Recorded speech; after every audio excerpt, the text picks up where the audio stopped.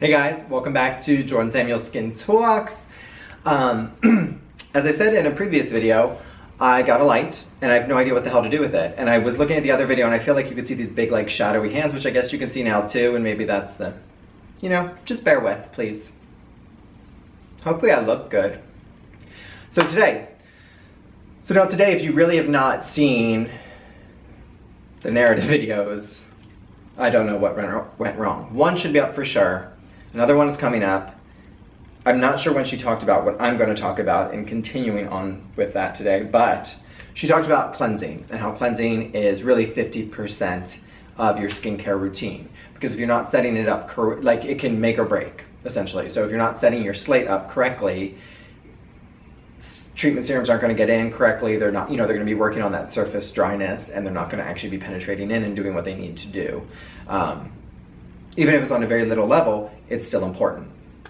So I wanted to talk about some cleansers, obviously my cleansers and one I have coming out, and other cleansers that are on the market, to talk about different types of cleansers, what may work for somebody or somebody else, or blah, blah, blah.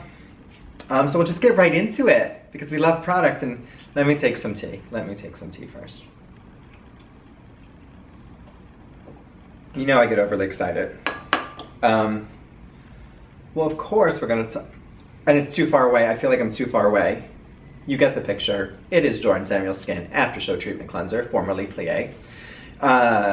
Gel to oil cleanser. This can be used by most except acne or oily skin. Again, my cat is acting up. I just pressed record again, and here we go. I know there are some oily skin conditions that do love this cleanser. It would not be my first choice for you. I understand it is a good choice for a makeup remover, a heavy makeup remover, an SPF remover.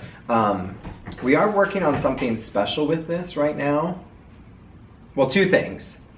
One of which you've heard, it is coming out in a travel size for those of you who haven't tried it and might want to dip your toe into it, and a large 8-ounce size.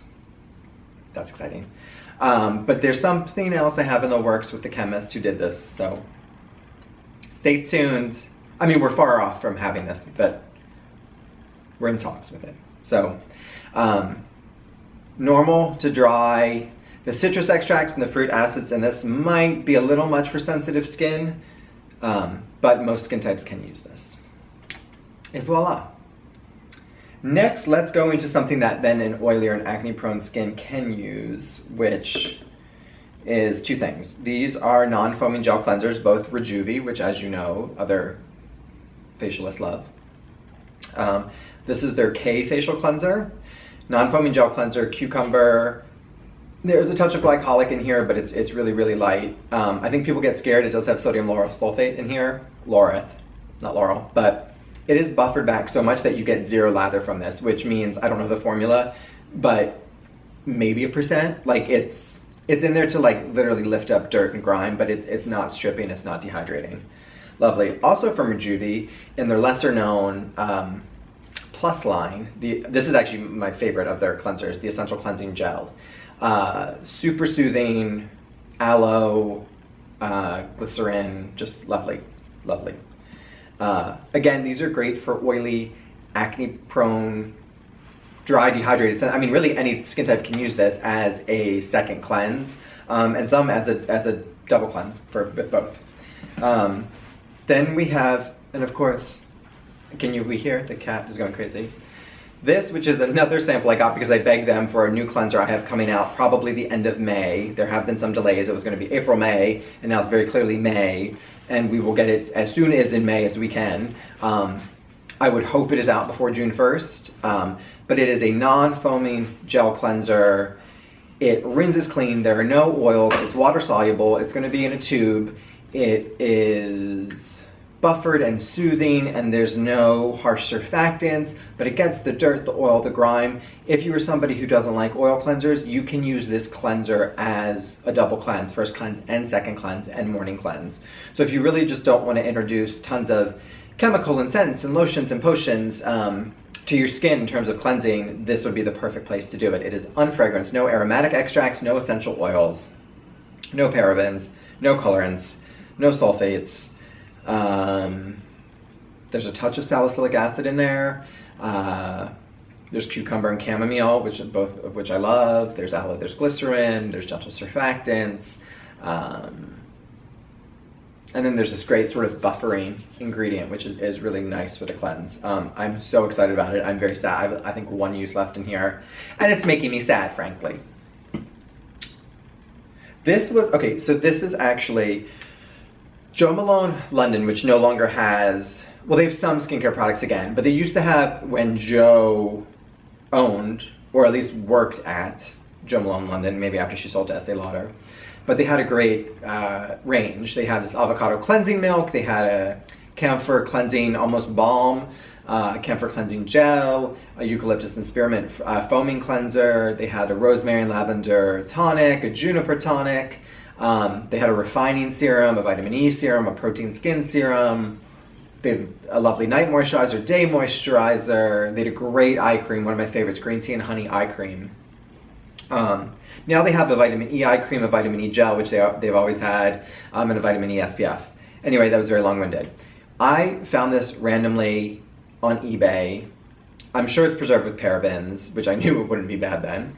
But it's the avocado cleansing milk from Jo Malone, and I love it. It's just a really perfect texture for a cleansing milk. It's a little bit thicker than you think of when you think of milk, but it's not a true, I mean, I guess it could go down the road of cream. It has a really it is fragrance, but like so lightly that it never even bothered my skin. It rinses clean. It has avocado, sweet almond, and jojoba oils. I mean, I don't really know why I'm talking about this because it is wildly discontinued. But for cleansing milks and cleansing creams, they're great for a lot of skin types. Basically, again, save for oily and acne prone. Even though some oily and acne prone skin could absolutely get away with the cleansing milk because a lot of cleansing milks are very, very light in oil. Some hardly any at all, depending on what they are. You know, if you have the drugstore brands or not the higher end brands that have a higher oil content. But they rinse clean. You don't have to be scrubbing at your face to remove it. Great for sensitive skin. Not good, great for sensitive skin. Lovely to use. You don't get, which as Caroline says always, as great of a massage with this as you would something like a balm or an oil, but still wonderful to use. But yeah, if a massage is important and you're doing that, you know, to yourself every night during your first cleanse, you might want to look into something else. Obviously let's go this route too. I know a lot of you use and love this, but the Amore Vita, this is the More cream cleanser. I was going to call it the More Mud cream cleanser, but it's the More cream cleanser. I actually really like this. My skin hasn't reacted to the essential oils in here, which I believe are eucalyptus and spearmint. I think that might be it.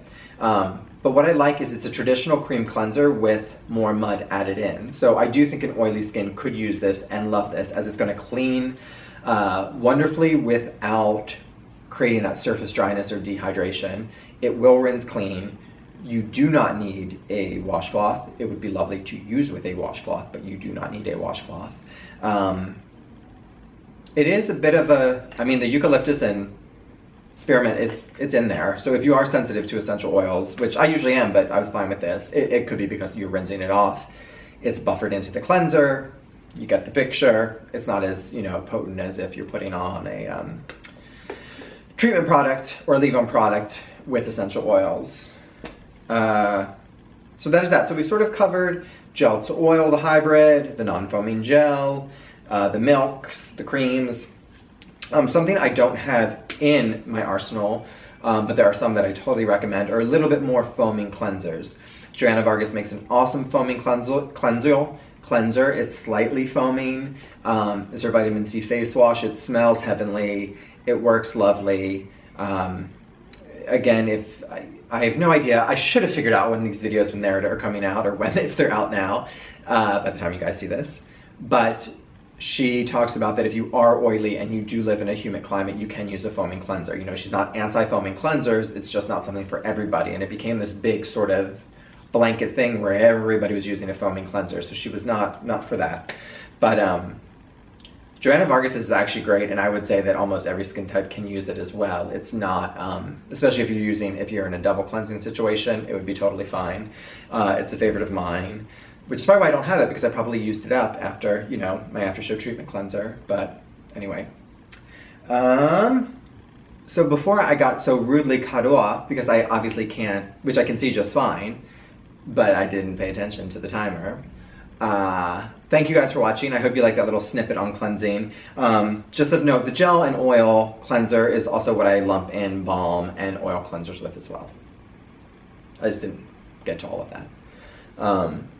Anyway, thank you for watching. I will see you guys soon. Bye.